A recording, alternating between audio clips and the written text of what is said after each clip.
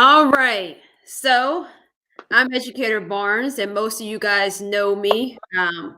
I am the chief editor and writer at NDK12. I've written for some other publications. You can follow me on Twitter and Instagram at Educator Barnes or visit me on my website, educatorbarnes.com. Today, I have my sister Alice with me, and this is my first time using this StreamYard platform. So, it's easy to try out some things with family members. So if it all goes wrong, you haven't offended some random guest. Not that you want to offend your family members, but you guys know what I'm trying to say here. But what is happening with this pandemic, the COVID-19 pandemic, is that people have a lot of time on their hands. And I've found that a lot of people are sitting there in their homes, they're thinking they're on social media, they have a lot of questions. And typically, with me writing, I get asked questions all the time. I get comments, I get direct messages, I get emails, and a lot of times those things inspire me to write. The problem is typically how my writing works. I have things that I get asked to write that may be by my publication or other publication that my publication is associated with, or I have things that I want to write about because I do respond to current events. And then a percentage of that is from the viewers. What's happening right now is I'm getting more questions than I can write about. And I want to find other ways to discuss these questions and respond back to people. Because easily what I do, if you DM me or send me an email, I do typically reply. But some of the questions I'm getting, I think the answers would be helpful if other people kind of heard the conversation around it. So I just created this thing called Educator Barnes because it's almost like that, those like Dear Abby letters where you just write into to a journalist and here's my question, what is your take on this? And on Facebook, about 2 days ago, Alice tagged me on an article that was written in the Indianapolis Star, and it was written by James Briggs, and the title was "There's No Reason to Assume Schools Will Reopen in the Fall," and this was published on April 3rd. And she tagged me on Facebook with a question to say, what do you think about this? And before she tagged me on Facebook, I had already read this article and I had some thoughts about this before this article was written. And before I kind of give you my viewpoint, I'm going to reach out to Alice, who's right here with us, and ask her, when you saw that article, you're a parent of two girls, my nieces, Zoe and Phoenix, and they are in the 4th grade and the 2nd grade. What was your initial thoughts as a parent reading that article? There's no reason to assume schools will reopen in the fall. I mean, when I first read it, I guess, kind of shocked because based off of everything they keep saying in the news, like after the peak, it's supposed to go down and that should be done within a couple weeks, like a month or so. So I kind of assume they'll be back in school in August. But with them, if for some reason they're not back in school in August, that's just going to put them further behind. Well, my oldest daughter, Zoe, she's good, but my younger daughter, unfortunately, is a little behind in school. And I'm kind of afraid if she doesn't go back to school, although we're doing the homeschooling thing now, but if she doesn't go back to school, I'm afraid that's going to put her even further behind than what she already is. So I'm kind of hoping that they're in school in August. Yeah, and that's a good point. Like, I'm hearing for a lot of parents, people that are related to me, people who are not related to me. They're saying, Shantae, what do I do? You were a teacher.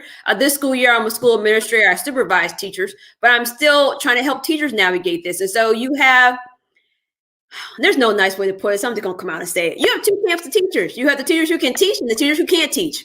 Mm-hmm. And I don't think online teaching is going to hide the fact that you can't teach. I think it's going to make it even more obvious that you can't teach. Because what I've been noticing, I even think about my sons right now. We go to school. My sons go to school in Washington Township. Before spring break, the district took waiver days, but teachers were putting content online just to give children the opportunity to understand how to use different platforms, right?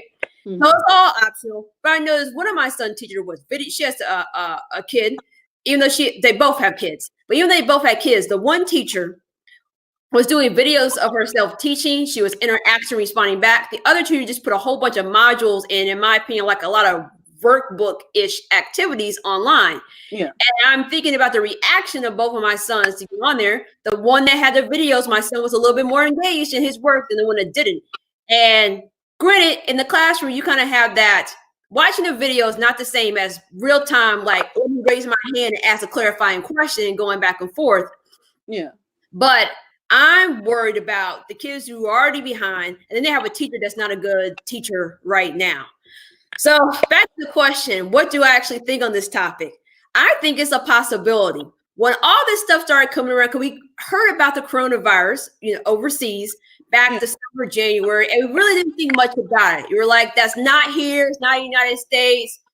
Yes, people are doing international travel.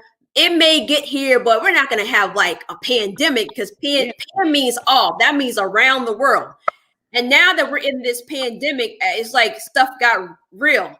And I think you would agree, our family is pretty religious. I would say some are conservatively religious. So I don't know if you see from the Facebook message for families talking about, Book of Revelations, Jesus is coming back again.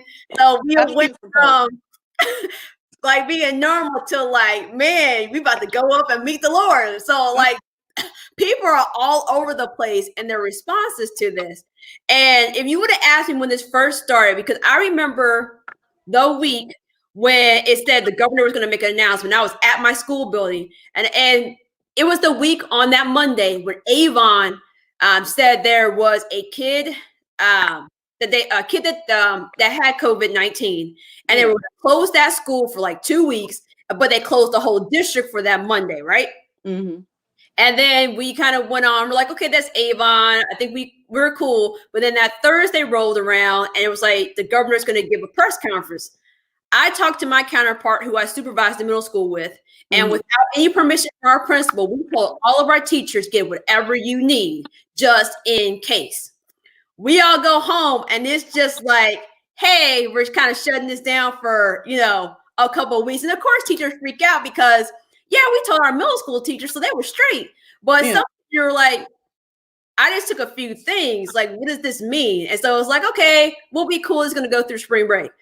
So I think everybody thought initially, okay, this will go through spring break. I guess we'll kind of come back. They'll clean the schools. Everything will be cool. But as those 2 weeks were happening and Governor Holcomb started giving daily updates, I actually stopped watching them because he'd been doing them at 2:30. I stopped watching them because one of my sons was getting pretty stressed just because they start off typically with how many people who are now diagnosed with COVID-19 and then what the death toll is.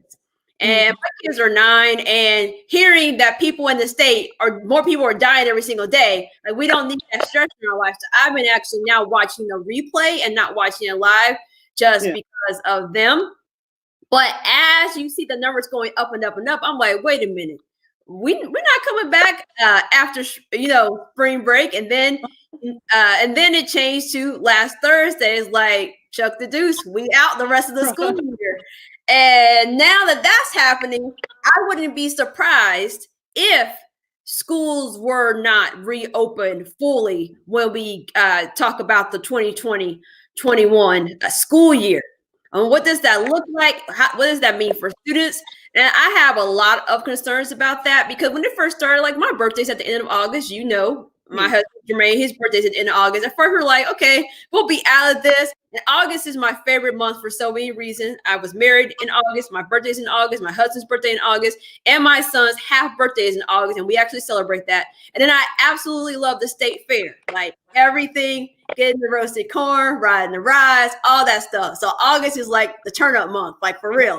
And I was like, okay, we're going to be straight. We're going to be out of this by August. But now I'm just like, man, because I mean, all these other people like, they didn't have kids celebrate their birthday. I'm like, oh, that's sad. But now I'm like, wait a minute, I'm about to be one of these people in August. And in August is when we go back to school. In Indiana, a lot of school districts go back that first week, or some school districts are even going back that last week of July. And right now, we haven't hit the peak. We haven't hit the peak yet. And like I said, until we start tuning in to the broadcast with Holcomb and the numbers are coming down, this is going to be extended. So what are your thoughts about if school doesn't come back? What are some things you think schools maybe need to do differently if we're not coming back? Or let's start with if we're not coming back in fall. What things do you think schools need to do to make sure students are not behind? I say, I guess for my girls, I would say maybe do more video check. I know they do them like once a day. Sometimes it's like every other day, depending if the teacher's busy. I say more video chat. I mean, like one-on-one video chats, not just like the whole class group chat. Like focus on the one kid, answer any question that they may have. I think that'd be more helpful if this tends to go to August or past that. I think that would be more helpful doing like the one-on-one video conferences with the children. No, and that's what's getting tricky because I think about it from now, like the admin side, because my school is using Google Classroom. That's the platform we're using. And so even today, and I do not have my work email on my phone. I wrote a whole article about that. But I got onto my work email because I still have to hire teachers for next school year. So I was checking that and I saw I have all these notifications. So I think about like the logistics of the teacher doing that. But I also think about the fact if my child has an IEP, which is the individual education plan, that's special education, if they have an ILP, which is an individual learning plan, that's English language learners, or if they have a 504, not to be confused with the IEP, which is like a document. If you have any type of mental or physical disability, you could get it. So you would get a 504 for an anxiety diagnosis. You may use a wheelchair. It could be temporary. Let's say I had a student who had an eye injury that had a 504 for a month, just so they had some accommodations around not being able to see out their right eye as it was healing from the surgery. Mm-hmm. How are those things being services? And I know at my school, a part of our special education department did, which I think is great. They actually reached out to parents to say, this is what we're doing. I'm hearing from a lot of parents who have children with accommodations who are not hearing from nobody. And I will say I'm one of those people. One of my sons is a 504, and I had to reach out to the school to get information. Yeah. That shouldn't happen, especially when we are saying this is up from the federal level. If you are holding school remotely online for everybody, accommodations must happen. I shouldn't have to be playing a guessing game. When we are having school face to face, there's no guessing game. I have this document that tells me what you're going to do. Well, everything in those documents may not be able to be implemented online. So again, you need to reach out and tell me what you're going to do. Yes, I understand there's a lot of people, but and it may have to be different for each child, and that may involve video conferencing. I know with some of the special education students in my school, first of all, we let parents know what's happening, but some students are actually going to receive that accommodation where they're going to get some one-on-one time with either a special education teacher or even a small group. So it may not be the whole class, but it may be the one teacher and maybe these students that need some intervention or extra support. So I agree with you. Just like in a regular school setting, we have the whole class all together. We also need to think about whether a kid even has the accommodation or not, because I think about my class, any class we're taught, I'll take a regular class. And in middle school, kids get tracked a lot of times. So if you take high math, a lot of times you're in the same English class with everybody else. So a lot of I'm thinking about my regular classes. Even in those classes, I'm teaching the concept. Okay, the 5 of y'all, you don't have no clue what I just taught about. So y'all about to be in a small group. I'm gonna pull y'all to the side, rush y'all do the work. The next concept I teach may not be those 5 students. It may be another group of students.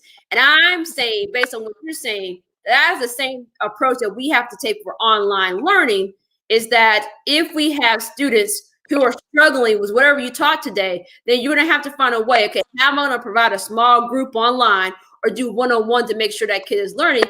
Because kids, if they're already, like you said, your daughter is a little bit behind. If they're already behind and now they're receiving less face time with the teacher, how the heck are they going to learn and get caught up? And how's that gap going to be closed?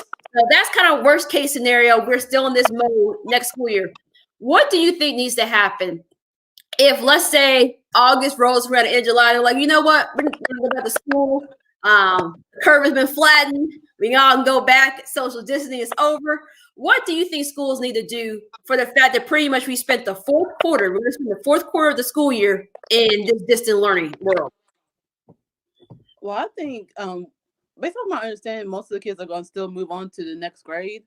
But I still think that they should start back from at least review the last quarter that they've been homeschooling to make sure the kids know what they did at home and understanding what they did. I think that would definitely help. But I don't think they should just start from new. They need to definitely review what they did when they was at home. Yeah, and I agree with that. And I think one of the conversations we need to be having, So I think what was hard for me the first week when I had to work remotely is during this time as an administrator, I was worried about next school year. I was already hiring teachers for next school year. I'm looking at the building schedule for next school year. Okay, this class is going to be 60 minutes. This class is going to be 90 minutes. This is the supply. We were working on the supply list for next school year. So my mind is already in next school year. So thinking about next school year, I think we also need to think about if I am a teacher, right? And I'm teaching fourth grade.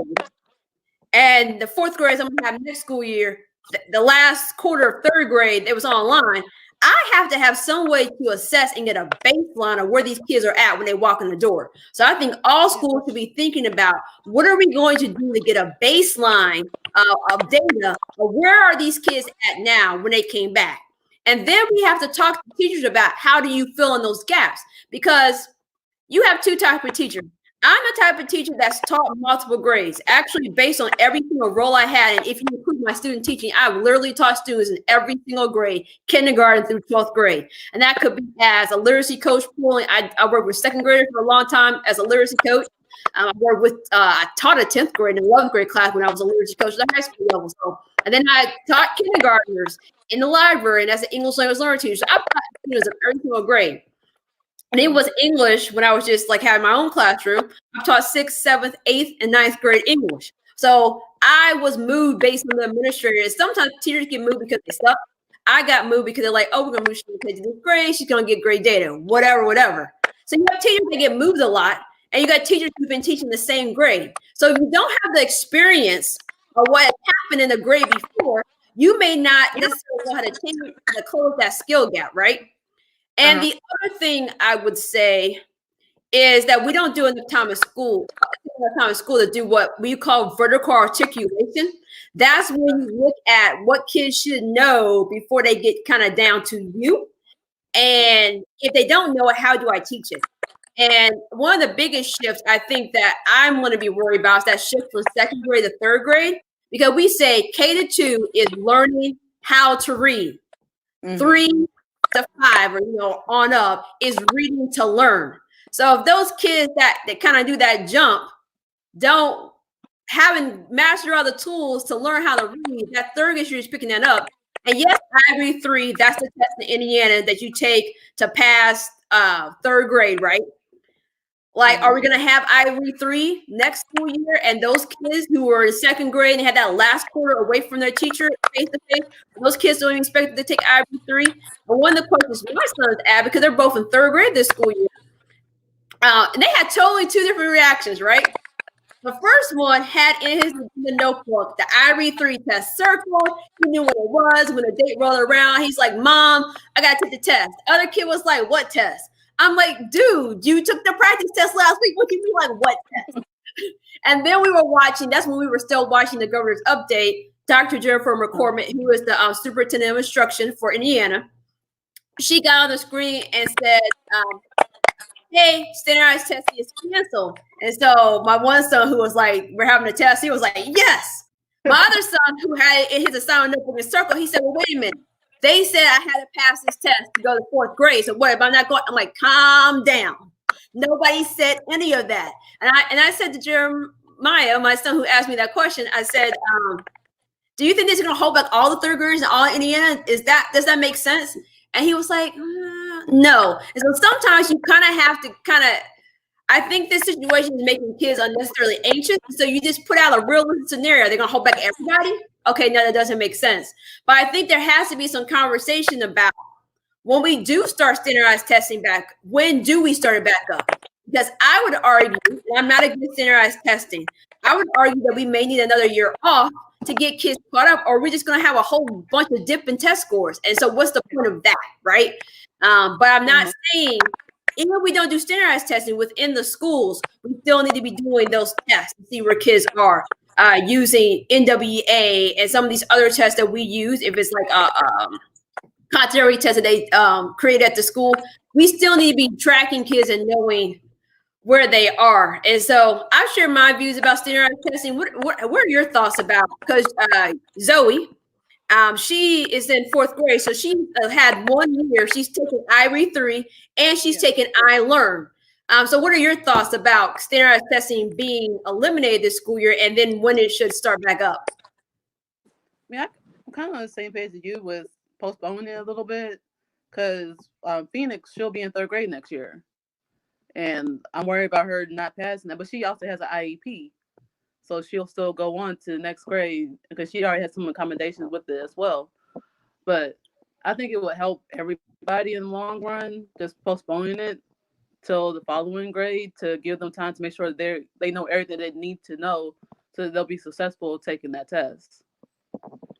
Yeah, and I think that's a good point because there's been questions around teacher evaluation because that's based mostly on me, the administrator, observing you in a real classroom, right? And so if we go Uh-huh. back to the standardized testing, that test was a test what teachers learn going to like their class, right? And if Uh-huh. they're not going to their class in person, and granted, I'm going to take a sidebar. Yeah, if you're a virtual school, you're still taking standardized tests. But what virtual schools are doing is not the same thing that traditional school districts are doing for e-learning. So I want to make that clear right now.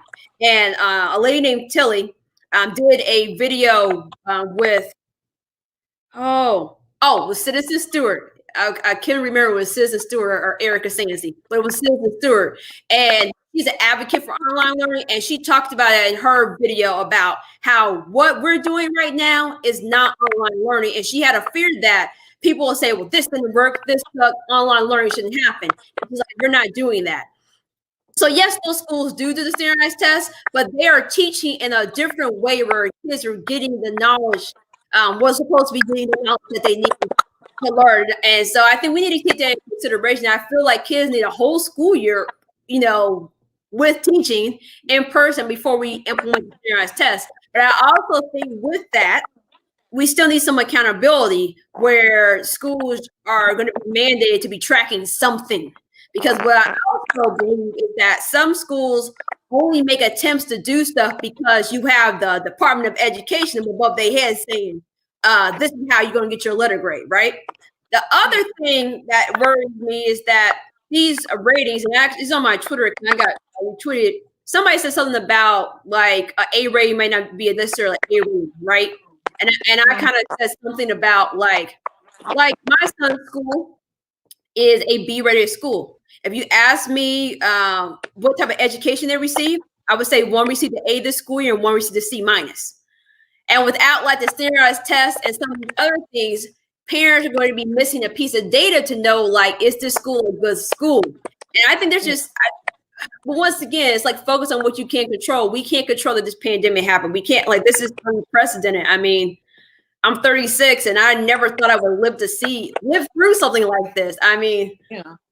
Mom and dad always be talking about the blizzard of 1978. I've heard these stories. Yeah, I heard about it. Heard these stories so many times. I feel like I can retell the story about what happened to Dad's car and how he was walking out. Good gracious. But I feel like this is going to be our blizzard of 1978. This is going to be the story that we're going to tell to our grandchildren one day, and they're going to roll their eyes and be like, oh, this again, the pandemic again. I know. Y'all had to stand 6 feet apart. You had to have the mask on your face. Y'all started off the year with 20/20 vision, but y'all had a blind spot. Y'all didn't see everything. I didn't know this was coming. Like, I can just see it now. And so we're working through this, and we're going to be looking back with 20/20 vision after 20/20 is over and being like, oh, we should have did this, or we should do it this way. And even right now, I feel like schools are trying to make the adjustment. And speaking of schools making the adjustment, I got 2 questions for you. One, tell me what you think. Share what school district your girls go to. That'll be important. What do you think they're doing well? And what is something they could do better? And I know you already mentioned the video chatting, but I'm talking about like with communication to parents about the plan and how the plan is working. Well, first, my girls both go to Hamilton Southeastern School District. They've been there like since kindergarten. I like the district for the most part, but I think with communication, I'd say they've done decent with communication. Like as soon as they have updates, we'll get the email. I'm on Facebook all the time, so I always check their Facebook page, and it's normally posted on there as well. So I say they're with communication part, they're doing decent, letting us know what's going to happen moving forward. because of like as of right now, my girls are on spring break all next week, and after that they'll be doing e-learning Tuesday to Thursday till someday in May. I don't remember the exact day, but until May. But well, I think they probably could do better. Um, maybe. Hmm. I think with the probably with the learning part, because with Zoe, she can get on her e-learning, do it by herself, and it's completed. Say for like the younger grades, maybe maybe have like a small tutoring session, maybe for the kids that are kind of struggling, like struggle while they was in school. Maybe like offer like a small maybe like 30-minute tutoring session to make sure that they're still on track with everybody else that's in their class. I think that would be beneficial. I think that's a good idea because I think about one of the things we were working on at the middle school, where I'm supervising teachers, is our tutoring schedule for fourth quarter. We were getting that ready, who's going to tutor. And that's a thing that happens at most schools. There's some type of tutoring or some type of enrichment, either A, during the school year, school day rather, or after school. And if I needed tutoring when I was learning face to face, I'm sure as hell going to still need tutoring right in this situation. So I do think schools need to think about how do we do after school activities and keep them going? And I'm not talking about soccer club and stuff like that. Clearly, we can't do that. But there's other stuff that happen after school, such as one-on-one tutoring with the teacher or group tutoring. I do think that's a really good idea. And I think schools should think about how do we continue those tutoring services that students were already receiving? Or let's say we didn't have too many students receiving those services, but we're noticing some of our students who, because you got students who are behind, you have students that are on grade level, you have students above grade level. I'm worried about those students that, of course, I'm worried about the kids that's not on grade levels. Okay, you worry about them, but the kids that are on grade level, I'm worried that they're going to slip down. So what do we do when we notice some of those kids are starting to slip down? We need to get them some type of remediation right away, so whenever they go back to school, there's not a big gap for them. And then I think the other group of students, and neither one of us have a high school student, but I do feel really sad for the high school seniors because, I mean, honestly, senior year, I was over school. I was just like, let me get up out of here. I'm ready to leave the house. I'm ready to go to college. Let's do this, right? I wasn't interested in nothing. I didn't go to prom. I didn't go to like nothing. I was just like, I'm out. But I know there's kids out there who are not like me, who were looking forward to prom. They were looking forward to all the athletic events that were going to happen throughout the school year. I mean, even I was looking forward to at least walking across the graduation stage. I mean, that's the one thing you were looking forward to, is getting that diploma and like being there with your friends. Like, that's everybody. So I hope, I mean, Dr. McCormick said it will be up to each school district to figure out what will happen with that. But I really hope they find a way to do that, even if it's next school year and these kids are off to college, even if they find a way to have them connect back with their senior class, or just offer something like, hey, I know you didn't have prom, but we're maybe over their college winter break, we're going to have this. So if you want to come back together and meet, I don't know. I know I've seen some school districts post senior pictures on their Facebook page to kind of shout out their seniors. I'm seeing people decorate seniors' doors. I'm seeing a lot of people tweet at seniors that are online and send them messages and send them things like, we love you guys. And for the most part, and I know seniors are stressed because senior year is stressful. Do I have all my credits? I want to finish this. But one of the things Dr. McCormick did say, that the testing would be waived, because typically you have to pass standardized tests in high school. When I was coaching at the high school level, and also I had to end up teaching, I was teaching 2 sections of classes where the students had not passed at the time the I-STEP test to graduate from high school. And so and to get the waiver at the end, let's say you never passed it, you had to do all these things. You had to take the test, keep taking the test, and try to show that you're making progress. Be in a special class, and my English class is one of those classes, and then do this portfolio and have a certain attendance rate at school. But they're saying, we understand like some of these things can't be done now, so you're still going to graduate. But I still worry about those seniors because we shout a lot about kids getting into college. Where we don't do a good job of tracking, which I know is harder because the student is away from you. We don't do a good job of tracking. Those kids finish college. And I'm worried that some of our seniors, because they are missing a quarter of their last year, that they've already got accepted into college. Most of them, you know, a lot of them already got those letters. They're going to go to college and not be prepared. Or, like we're talking about, college semester is starting to fall, but it's online. So now you're leaving kind of potentially a haphazard online experience in high school, going into now a college level class. And I think for college, like I think you kind of want, first of all, you just want that on-campus college experience. And I think some of that stuff really needs to happen in person. I think about all the stuff those students, if we don't resume classes in the fall, I think about some of the things we're going to miss out on. I mean, I went to Purdue. I remember Boiler Gold Rush. I actually really didn't want to go, but yes, that was going. But I went, and it was a good week. It was me walking the campus. This is where the co-rec is. This is where the restaurant is. This is like your professors. This is how you reach out to your professor. Use office hours. Here's your classes. Here's a map of the campus. Here's your schedule. Have you figured out, all the stuff that you get to do before? So those are some of the things I'm just worried about. And then where students are going to go, because we're hearing about a lot of college who had to come home and maybe they left school and they don't have a relationship with their parents and they're moving with someone else. So I know some students, just like I was like ready, not that I was having a problem with mom or dad, but I was ready to go to school and get out of the house.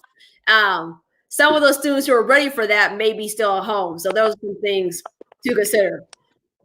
So bringing this all, I guess, to a close here, the Ask Educator Barnes question was, do we think schools are going to reopen in the fall? And right now, I think there's a possibility that they won't. I'm not going to get on here and say, because I read the comments on Rick's piece on Facebook, and half the people were pissed, and half the people were like, well, that is a possibility, right?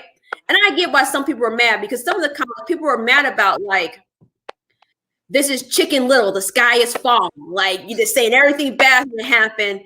But I also think about the fact that as this was happening, I think a lot of us were in denial about how bad this was going to get, so we weren't really preparing appropriately. I think about the fact that some of my teachers, after we said we're going to be closed on May 1st, they had to open back up our building so they could go back and get stuff so they could teach at home. And how at this point in time, school had already been closed, so you didn't have your stuff you needed during that time. So I think about some of these things, like we need to start planning for the possibility. It's like planning for the worst, but hope for the best. Have a plan if school doesn't reopen in the fall. Let's hope that it does. Let's hope that people are taking, I believe the slogan that the governor's put out is we're in this together, because if you don't know, Indiana's initial is IN. So every time we have a slogan here in Indiana, they throw the word in the slogan to be all catchy. And normally the N is in the shape of Indiana, because I don't know. I'm not saying we lame over here in the Midwest. I'm just noticing that every time we have a slogan, IN is in the word every single time. But that's my thoughts on it, is that we need to have a plan. We need to have a plan for our schools don't reopen. And our plan should be better than the plan that we have now. I think you'll have summer in between that. I think that's the time for administrators to say, hey, it looks like schools might not reopen. Let's evaluate our online learning or our distance learning or remote learning, because everybody's calling it different things. Let's evaluate what happened during this first quarter, and this didn't work. So now it looks like we're going to be doing this for the fall. What does it look like? What does it look like to meet your new teacher online? Because let's get real. If we're talking about this happening in the fall, you're not going to necessarily stay with your same teacher. And one of my sons, if he had to do that, he would be pissed off.